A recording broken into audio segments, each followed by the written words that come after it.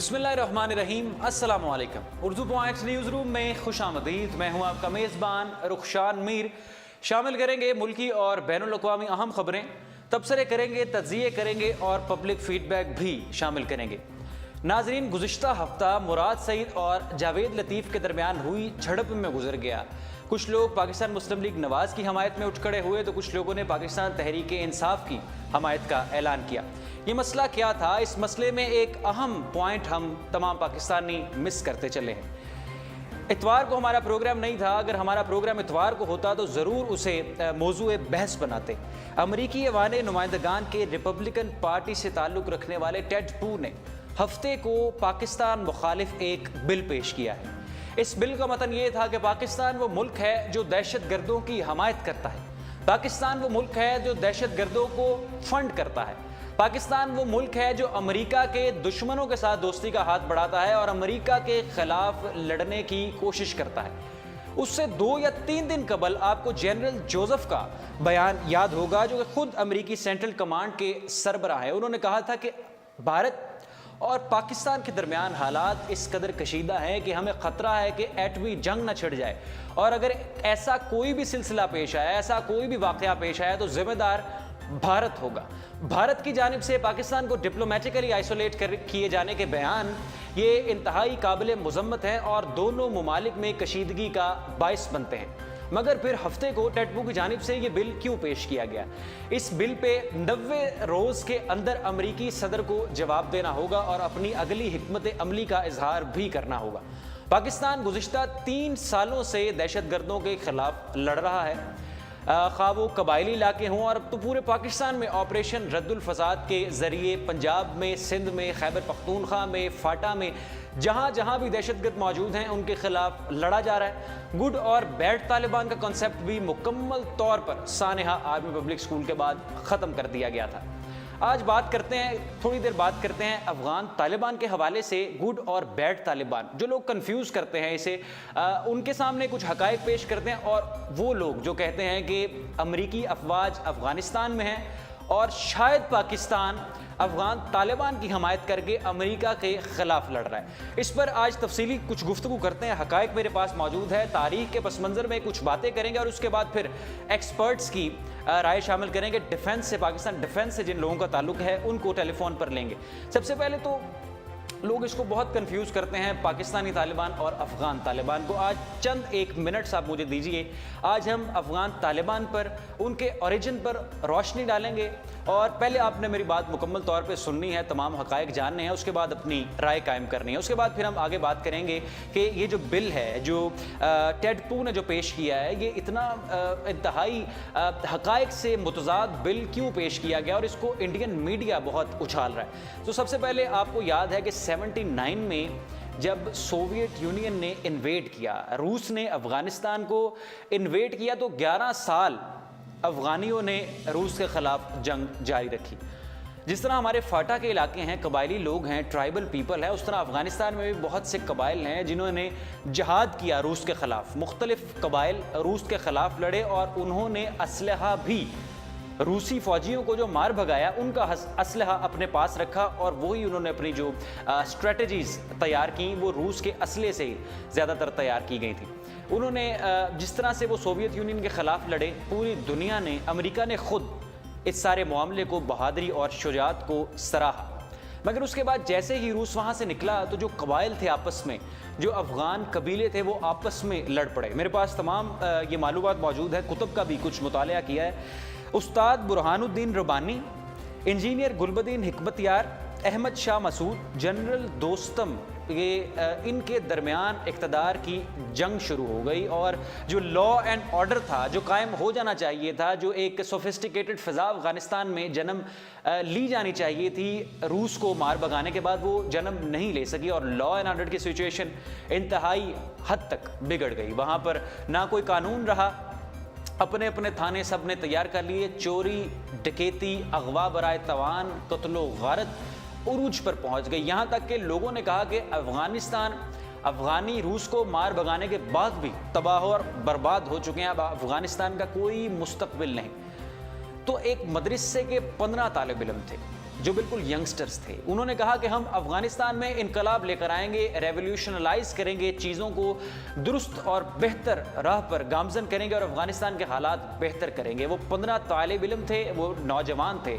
انہوں نے پھر وہ میدان میں آئے, پہلی میٹنگ کال کی تو 15 سے 150 اور 150 سے 300 اور 300 سے پھر یہ ان کی تعداد ہزاروں میں ہو گئی. اور انہوں نے اپنی چوکیاں قائم کی جو وہاں پر اسلامی قوانین نافذ کیے, جو کہ شریعت کو نافذ کیا وہاں پر, کیونکہ وہاں پر پوسٹ کی کاشت, جو منشیات کا سامان تھا, جو نشہ آور چیزیں تھیں, جو چوری ڈکیتی تھی, چوری کا اسلحہ تھا, عزتیں لٹتی تھیں, یہ تمام لا اینڈ آرڈر کی بگڑتی ہوئی صورتحال افغانستان میں آسمانوں سے باتیں کر رہی تھی. تو جب ان طالب علموں نے افغانستان پر اپنا کنٹرول کیا تو حالات بہت ہی مثبت ہو گئے. انہوں نے اپنا کسی سیاسی سٹیمپ سے بچنے کے لیے اپنا نام صرف اور صرف طالبان رکھا, کیونکہ یہ طالب علم تھے, مدرسے سے تعلق رکھتے تھے, اس لیے انہوں نے اپنے آپ کو طالبان ہی کہا.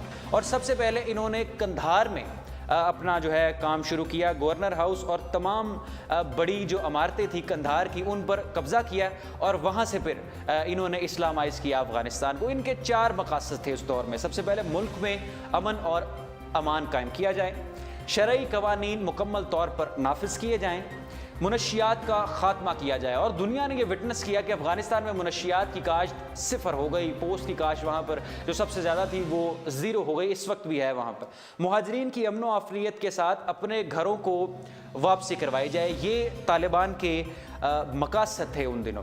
تو ان دنوں پوری دنیا ہی افغانستان میں جو طالبان تھے ان کو گڈ سمجھتی تھی. تو پاکستانی حکام کی جانب سے بھی ایسا کوئی تصور اگر اس زمانے میں کیا گیا ہو تو یہ غلط نہیں تھا, کیونکہ اس وقت یہ حالات ہی چیخ کر اخباری سرخیاں, انٹرنیشنل میڈیا, رشیا کے, امریکہ کے اخبار, انڈیا کے اخبار اور مختلف اخباری سرخیاں یہ بولتی ہیں. تو اس وقت اگر پاکستانی حکام کی جانب سے یہ اسٹریٹجی اپنائی گئی, یہ حکمت عملی اپنائی گئی, یہ دیکھنے کا یہ نظریہ تیار کیا گیا تو یہ غلط نہ تھا. مگر اس کے بعد جب حالات بگڑے, افغانستان میں طالبان کے کچھ حالات خراب ہوئے اور یہاں پر بڑھتی ہوئی دہشت گردی کو لوگوں نے ان کے ساتھ انٹرلنکڈ کیا, طالبان گڈ اور طالبان بیڈ, طالبان میں فرق ختم کرنے پر دباؤ ڈالا. تو آپ سب نے میاں محمد نواز شریف صاحب کی سانحہ APS کے بعد جو انہوں نے پریس کانفرنس کی ہے اور ایک نیا انہوں نے حکمت عملی پیش کی, وہ آپ سب باخوبی واقف ہیں اس سے, کہ سانحہ آرمی پبلک اسکول کے بعد میاں محمد نواز شریف صاحب نے کہا کہ کوئی گڈ اور بیڈ طالبان نہیں, جو بھی دنیا میں دہشت گردی کو فائر کرتا ہے, دہشت گردی کو اس کی نگہداشت کرتا ہے, وہ ہمارا دشمن ہے اور ہم اس کے خلاف لڑیں گے. 3 سال سے پاکستان ہر قسم کے دہشت گردوں کے خلاف اپنی کارروائیاں اور جنگ جاری رکھے ہوئے ہے. آپریشن ضرب عضب, آپریشن رد الفساد, پوری دنیا ان آپریشنز کو سراہ رہے ہیں.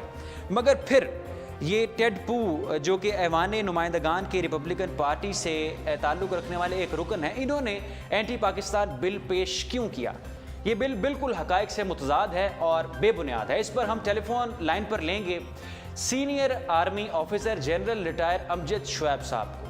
ان کو ٹیلی فون کریں گے اور ان سے جانیں گے کہ آپ ڈیفنس سے وابستگی ان کی رہی, جنرل ہیں, ریٹائرڈ جنرل ہیں, تو یہ پھر اب پاکستان نے دہشت گردوں کے خلاف جو جنگ جاری رکھی ہوئی ہے اسے تو سراہنا چاہیے, پوری دنیا سراہ رہی ہے, تو امریکہ کو بھی اس جنگ کو سراہنا چاہیے. پھر آخر یہ بل پیش کیوں کیا گیا, اس بل کے کیا مقاصد ہیں, کہیں اس کے پیچھے کوئی پاکستان مخالف لوگ تو نہیں, کوئی ایسے ہمارے ہمسائے تو نہیں جو پاکستان کو دنیا میں ملائن کرنا چاہتے ہیں, دنیا میں بدنام کرنا چاہتے ہیں, اور ان کی یہ خواہش ہے کہ پاکستان ایک دہشت گرد ملک کے طور پر جانا جانے لگے, جو کہ ان کی شروعات سے جن کی کوشش ہے. تو جنرل امجد شعیب صاحب کو, جنرل ریٹائر امجد شعیب صاحب کو ٹیلی فون کریں گے اور ان کی رائے اپنے پروگرام میں شامل کریں گے کہ آخر ایسا بل جو کہ حقائق سے متضاد ہے, اس بل کو پیش کیوں کیا گیا. ایسا بل اس وقت جب کہ افواج پاکستان متحرک ہیں, دہشت گردوں کے خلاف جنگ میں, دہشت گردوں کے خلاف ملک کو بچانے کے لیے ایک سیسا پلائی دیوار کا کردار ادا کر رہی ہیں,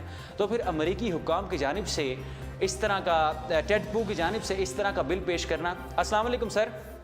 جی وعلیکم. جنرل صاحب خوش آمدید, بہت شکریہ آپ نے مجھے جوائن کیا. آپ کے جوائن کرنے سے پہلے میں نے خاصی تمہید باندھی ہے اس بل پہ. آپ سے یہ جاننا چاہیں گے سر, یہ بل ایسے حالات میں پیش کیوں کیا گیا؟ 3 سال سے تو پاکستان دہشت گردوں کے خلاف خود لڑ رہا ہے.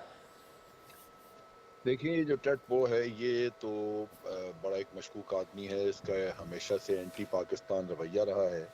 جی اور اس کی الائنمنٹ انڈین سے بہت قریبی ہے، جی اور انہی کے میرا خیال ہے بہاف پہ یہ یوزلی اس طرح کی حرکتیں اور اس طرح کی باتیں کرتا ہے۔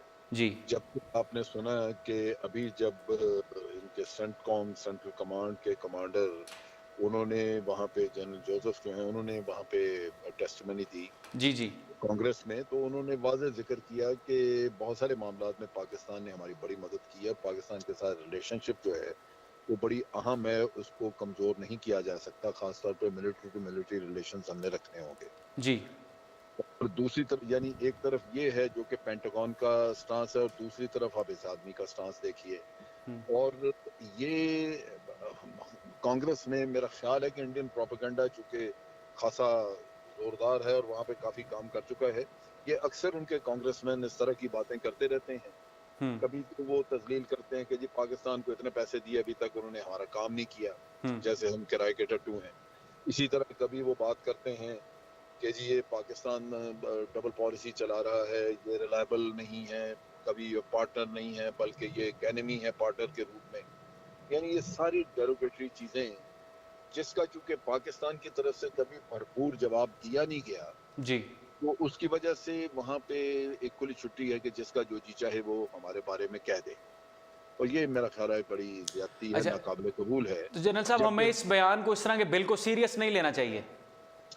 سیریس اس حد تک تو نہیں لینا چاہیے کہ وہاں پہ اس بل کا نتیجہ میرا نہیں خیال کچھ نکلے گا، کیونکہ جب پینٹاگون کچھ کہہ رہی ہے تو حقیقت وہ ہے جو پینٹاگون بتا رہی ہے، جی تو اس وجہ سے وہ اس کا کوئی نیگیٹو نتیجہ نہیں نکلے گا۔ لیکن اصل مسئلہ یہ ہے کہ یہ ایسے بل پیش کیوں ہوتے ہیں وہاں، وہ آپ کے لیے تذلیل کی بات ہے کہ بالکل آپ کو کہتے تو ہیں کہ جی آپ ہمارے پارٹنر ہیں، ہمارے الائی ہیں، پھر ہمارے کوئی بھی نیشنل سیکورٹی انٹرسٹ نہیں دیکھے جاتے، وہ انٹرسٹ جو انڈیا کے دیکھے جاتے ہیں۔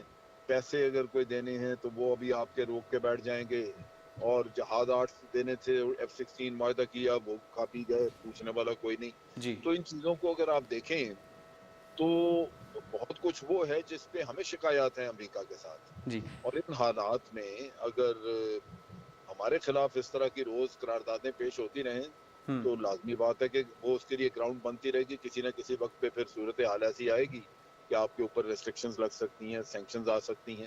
یہ چیزیں جو ہیں یہ پھر کل کو ان کے لیے رستہ صاف ہوتا جائے گا۔ تو میرا خیال ہے کہ یہ اس کا انہی سٹیجز پہ انہی موقعوں پہ ہمیں کوئی بھرپور جواب دینا چاہیے، جی کیونکہ وہاں پہ گورنمنٹ کہے گی کہ یہ ہماری پالیسی نہیں ہے، یہ پرائیویٹ ممبر ہے جو بھی جی چاہے کہہ لے، لیکن ہمیں اس پہ ریئیکشن ضرور دینا چاہیے، اور ہمیں بتانا چاہیے کہ ہمارے کیا ہیلپ ہے، ہماری کتنی مدد تھی جس کی وجہ سے امریکہ وہاں پاؤں رکھنے کے اہل ہوا، ورنہ تو افغانستان میں یہ شاید پاؤں نہ رکھ سکتے۔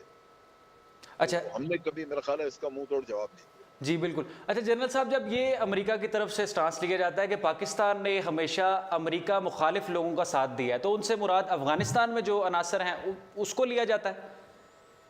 وہ اس کا میرا خیال ہے سمجھتے ہیں، لیکن ان کو یہ ہمیں بتانا چاہیے کہ افغان طالبان کے خلاف آپ جنگ لڑ رہے ہیں وہاں پہ، جی ہم مذاکرات آپ کے کروانا چاہتے ہیں، اور وہ حل ہے آپ کے لیے مذاکرات کا، آپ خود کہتے تھے مذاکرات کرنے، پھر آپ نے چھوڑ دیے۔ اگر ہم کل مذاکرات آپ کہیں جی مذاکرات کروائیں اور پھر ہم ان کے ساتھ لڑ مر کے تو اپنے آپ کو خراب بھی کر بیٹھے ہوں، تو ہماری بات سنے گا کوئی وہاں پہ؟ جی بالکل نہیں۔ یہ تو ہو ہی نہیں سکتا۔ آپ ہمیں کل کو جو ہمارا تجربہ ہے کہ امریکہ یہاں سے خطے سے اچانک جب اس سے کچھ نہیں ہوتا تو وہ بھاگ جاتے ہیں، اپنا کام پورا ہوا تو چلے جائیں، کل یہ چلے جائیں ہم ہر قسم کے طالبان سے ہم لڑتے رہ جائیں پیچھے۔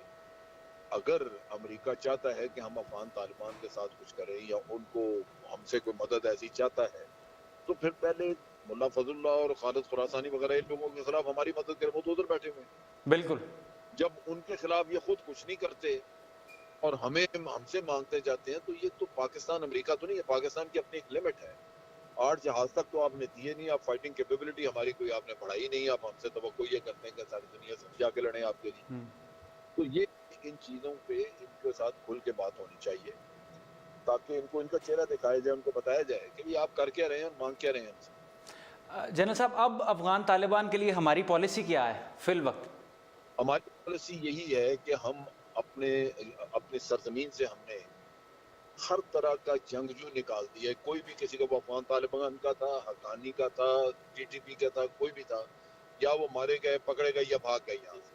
हमने अपनी सरजमीन पे अपनी रिट कायम कर दी है। अब पाकिस्तान की सरजमीन पे जंगजू कोई नहीं है, उनका कोई इंफ्रास्ट्रक्चर नहीं है, उनका कोई गोला बारूद का जखीरे नहीं है, कोई ट्रेनिंग का काम नहीं है, ना ही उनके कोई यहाँ पे फाइटिंग में जो जी नफरियत बैठी हुई है। अब रह गई बात ये कि यहाँ पे कोई का दुक्का अगर कोई कहता है जी यहाँ मुझे फलां जगह हकानी नजर आए या फलां जगह कोयटा शूरा नजर आए, तो भाई यहाँ पे इतने लाखों अफगान महाजरीन हैं, उनसे जाके किसी को चेक करें, वो हकानी हो या कोई हो, वो आपको पाकिस्तानी आईडी कार्ड दिखा देगा। बिल्कुल हम तो कहते हैं कि भाई आप इन अफगानी महाजरीन वगैरह सबको वापस लें, ताकि किसी का बहाना न रहे, कोई भी यहाँ पे होगा, वो हकानी होगा या कोई भी और होगा, निकल जाएगा। बाकी दुनिया में फिर रहे हैं वो। अब हकानीज वगैरह पाकिस्तान में तो कमाई के कोई खास जरिया नहीं है, ये पैसा अपना कमाते हैं सारा, इन्होंने दुबई में कारोबार रखे हुए हैं, वहां से पैसा जनरेट करते हैं। अभी पिछले दिनों उन्होंने एक पकड़ा है अमरीकियों ने, अनस हकानी, जो कि सराजुद्दीन हकानी का छोटा भाई है, और सराजुद्दीन हकानी वो है जो तालिबान, अफगान तालिबान का नंबर 2 है जी। वो अनस हकानी जो है वो उन्होंने कतर से पकड़ा। अच्छा, तो ये सारी दुनिया में फिर रहे हैं। जब कतर में उन्होंने पहली दफा मुज़ाकरात की कोशिश की, तो मुज़ाकरात करने वाले 2 लोग जो हैं वो टर्की से आए और एक जर्मनी से आया। अब बाकी दुनिया में फिर रहे हैं, उनको उसकी कोई फिक्र नहीं, किसी को ईरान में बैठे हुए हैं उसकी कोई फिक्र नहीं। तो जो आपके इधर कोई फिरता है वो नजर आ जाता है, आपके ऊपर चढ़ाई कर देते हैं, और हम पे उसकी जिम्मेदारी डाली जाती है।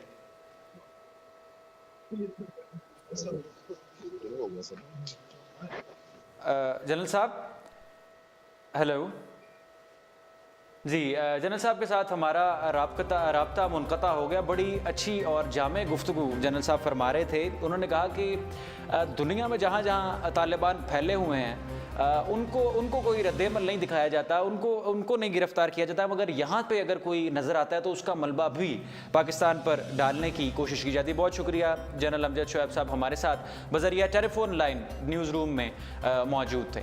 अब बात करते हैं, सुप्रीम कोर्ट ऑफ पाकिस्तान ने आज रिमार्क्स दिए हैं और रिमार्क्स इंतहाई सख्त हैं। सख्त रिमार्क्स आज सुप्रीम कोर्ट की तरफ से दिए गए हैं। रिमार्क्स में क्या कहा गया आप सबको आज मैं वो जो रिमार्क्स हैं उनके वो सुनवाता हूँ।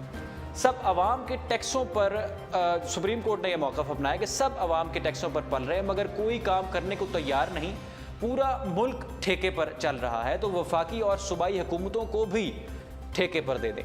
सुप्रीम कोर्ट कराची रजिस्ट्री में मंछर झील में गंदे पानी की आमेज़त से मुतल्लिक आज खुद नोटिस की समाअत आज सुप्रीम कोर्ट में हुई है और इंतहाई सख्त ये मौक़िफ़ अपनाया गया है कि तमाम जो लोग हैं ठेके पर पल रहे हैं, तो सूबाई और जो कौमी असम्बलियाँ उनको भी ठेके पर दे दिया जाए। आज उन्होंने ये कहा कि वफाकी और सूबाई हुकूमत की रिपोर्ट पेश की गई है जिसमें बताया गया है कि RBOD प्रोजेक्ट वफाकी अदारे वापडा का मंसूबा है और सिंध हुकूमत इसमें हिस्सेदार है। एडवोकेट जनरल सिंध ने अदालत को बताया कि हुकूमत सिंध की जानिब से मंछर झील से मुतल्लिक टास्क फोर्स बना ली गई है। अदालत ने हुकूमत सिंध के तश्कील करदा टास्क फोर्स का नोटिफिकेशन मुस्तरद कर दिया है और दूसरी जानिब हाई कोर्ट के जस्टिस जो शौकत अजीज़ सिद्दीकी साहब हैं, उन्होंने जो गुस्ताखाना सफ़ात के ख़िलाफ़ फेसबुक पर जो मुहिम चलाई है और उसका नोटिस ले रखा है, उस पर पाकिस्तानी खुशी का भी इजहार कर रहे हैं, बहुत पुरुमीद हैं। और तमाम पाकिस्तानियों की जो मोस्टली जो पाकिस्तानी है जिनका ताल्लुक लेफ्ट विंग से नहीं, उनका यही कहना है कि जो गुस्ताखाना पेजेस हैं जो बग़ैर किसी वजह के जो बग़ैर किसी कॉज के पाकिस्तान के मुसलमानों की जो मुक़द्दस मुकामात हैं, मुक़द्दस हस्तियां हैं, उनकी शान में गुस्ताखी करते हैं, उन पर अजीब अजीब जुमले कसने की कोशिश करते हैं और नाउज़ुबिल्लाह अजीब अजीब बातें बनाते हैं, उनको बंद किया जाना चाहिए। गुज़िश्ता हफ्ते उन्होंने एक बयान दिया और इस बयान में उन्होंने ये कहा कि अगर PTA इनको बंद नहीं कर सकती इन सफ़ात को, तो फिर PTA का क्या फ़ायदा। अगर हमें पूरा फेसबुक बंद करना पड़ा, पूरा सोशल मीडिया हमें ब्लॉक करना पड़ा, तो हम उसको ब्लॉक करेंगे, मगर इन सफ़ात को पाकिस्तान में कोई गुंजाइश नहीं दी जाएगी, इनको पाकिस्तान में चलने की गुंजाइश नहीं दी जाएगी। इस बयान को भी पाकिस्तानियों ने सराहा है और यही कहा है कि जो ये चंद एक सफ़ात है 10, 12, 8, 6 ये पूरे मुसलमानों के, पूरे पाकिस्तान के मुसलमानों की, पाकिस्तानियों के लिए बाइसे तज़लील हैं और उनके लिए बाइसे तकलीफ़ भी हैं।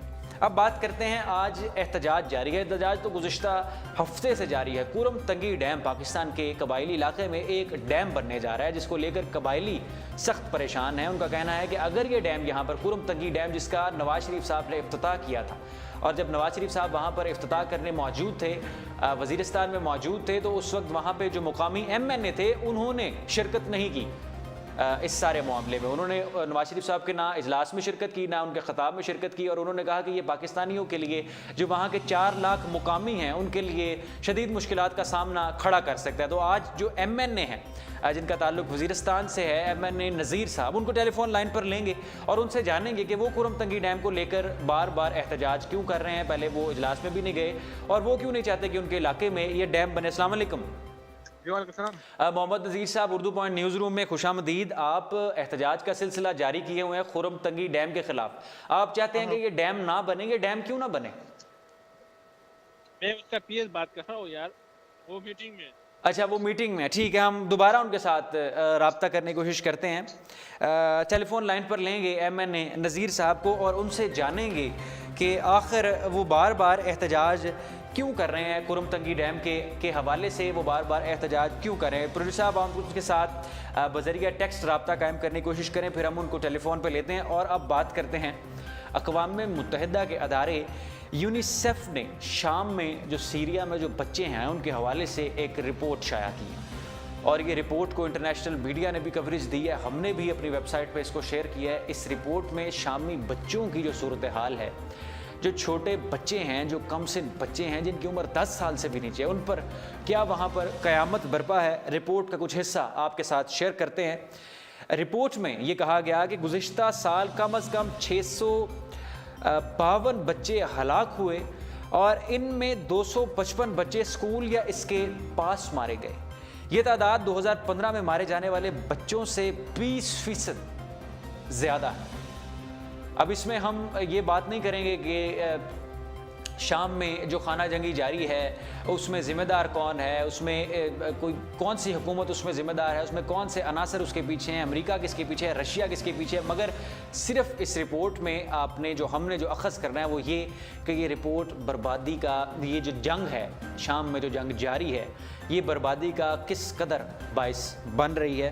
اور مزید سنیں, انہوں نے اس رپورٹ میں یہ بھی کہا گیا کہ گزشتہ سال 850 سے زیادہ بچوں کو لڑنے کے لیے بھرتی کیا گیا, چھوٹے بچوں کو, اور یہ تعداد بھی سن 2015 کے مقابلے میں دگنی ہے. سن 2016 میں یہ تعداد تھی 850 بچوں کو لڑنے کے لیے, چھوٹے بچوں کو, 18 سال سے کم عمر کے بچوں کو لڑنے کے لیے بھرتی کیا گیا. اس رپورٹ میں کہا گیا کہ مشرق وسطی اور شمالی افریقہ کے لیے یونیسیف کے ڈائریکٹر نے شام کے شہر حمص میں بتایا کہ شامی بچوں کی تکالیف, ان کو جو مارا جا رہا ہے, ان کو جو اسیسینیٹ نہیں, ان کو جو مرڈر کیا جا رہا ہے, جو شامیوں کی نسل کشی کی جا رہی ہے, اس کی مثال پوری دنیا میں کہیں نہیں ملتی. یہ رپورٹ انہوں نے اقوام متحدہ کے ادارے یونیسیف نے شائع کی. انہوں نے کہا کہ 23 لاکھ بچے تو ملک سے باہر نقل مکانی کر چکے ہیں, لیکن 28 لاکھ بچوں کو سب سے زیادہ سنگین صورتحال کا سامنا ہے. 28 لاکھ بچوں کو سیریا میں سنگین صورتحال کا سامنا ہے, جبکہ 23 لاکھ ملک سے باہر ہجرت کر چکے ہیں. یہ 28 لاکھ 2.8 ملین یہ تعداد بچوں کی کوئی کم نہیں, اور 850 بچوں کو لڑنے کے لیے بھرتی کیا جا رہا ہے, اور 652 بچے شہید ہو رہے ہیں, ہلاک ہو رہے ہیں. 652. تو اس پر عالمی برادری کو اس پر سخت نوٹس لینے کا وقت ہے. ابھی اقوام متحدہ اور جو دیگر سٹیک ہولڈرز ہیں دنیا کے, وہ اگر اس پر متفق ہو سکتے ہیں, متحد ہو سکتے ہیں, تو اس سے اچھا اور کوئی موقع نہیں ہے. اب پروڈیوسر صاحب ذرا ٹیلی فون لائن پر لیں MNA نذیر صاحب کو اور ان سے بات کرتے ہیں. کورم تنگی ڈیم کے حوالے سے وہ کسی میٹنگ میں تھے اور ابھی بھی وہ جلسے جلوس میں ہی مصروف ہیں. ہمارے ساتھ ان کا رابطہ ہوا تھا کچھ دیر قبل, اس وقت بھی وہ جلسے اور جلوسوں میں مصروف تھے. سخت احتجاج, سراپا احتجاج تھے, اور ان کا یہی ایک موقف تھا کہ یہاں پر ڈیم تعمیر نہ کیا جائے. اس سے جو مقامی لوگ ہیں, جو قبائلی لوگ ہیں, ان کو شدید تکلیف کا, شدید مشکلات کا سامنا پیش آ سکتا ہے. مگر ہم ان سے پوچھیں گے کہ مشکلات کا سامنا آخر کیوں پیش آ سکتا ہے, اور مشکلات کا سامنا آخر کیوں پیش آ سکتا ہے, اور اس کا پھر آلٹرنیٹو کیا ہو, اس کا متبادل کیا ہو. اگر وہاں پر یہ ڈیم نہ بنایا جائے تو پھر آخر بنایا کیا جائے. یہ سارے سوالات ایم این اے نذیر صاحب سے پوچھیں گے اگر ہمارا رابطہ ان کے ساتھ رابطہ سر ہوا ہے نہیں ہمارا ایم این اے نذیر صاحب کے ساتھ رابطہ ٹیلی فون لائن پر اس وقت نہیں ان کو ہم لائن اپ کر سک رہے کیونکہ وہ قبائلی علاقے میں ہیں بہت مصروفیت ہے اس وقت بھی وہ سراپا احتجاج تھے اور سخت موقف نواز شریف صاحب کے خلاف وہ اپنا رہے ہیں اور نہ کسی اجلاس میں شرکت اختیار کر رہے ہیں نہ کوئی بات کرنے کی کوشش کر رہے ہیں لیکن ان کا ایک ہی مطالبہ ہے کہ یہاں پر ڈیم تعمیر نہ کیا جائے. اور اب سینئر سیاستدان جو پاکستان کے ایک بڑے سیزن پولیٹیشین ہے انہوں نے بھی ایک بیان دیا ہے. وہ بیان بھی اینڈنگ نوٹ کے طور پر اپنے پروگرام میں شامل کرتے ہیں. مخدوم جاوید ہاشمی صاحب نے کہا کہ مجھے ابھی بھی پاکستان مسلم لیگ نواز میں شمولیت کی آفر ہے. اگر میں چاہوں تو ابھی پاکستان مسلم لیگ نواز میں دوبارہ جا سکتا ہوں. پاکستان تحریک انصاف کے خلاف ان کا موقف سخت ہے اور انہوں نے یہی کہا کہ یہ پھولوں والوں کے کہنے پر چلتے ہیں, یہ فوج کے کہنے پر چلتے ہیں, میں اس پارٹی کا حصہ نہیں. فی الوقت نیوز روم رخشان میر کے ساتھ سے اتنا ہی. مزید دلچسپ اور انفارمیٹیو اور حساس موضوعات کے ساتھ اہم موضوعات کے ساتھ آپ کی خدمت میں حاضر ہوں گے. فی الوقت مجھے دیجیے اجازت. اللہ حافظ.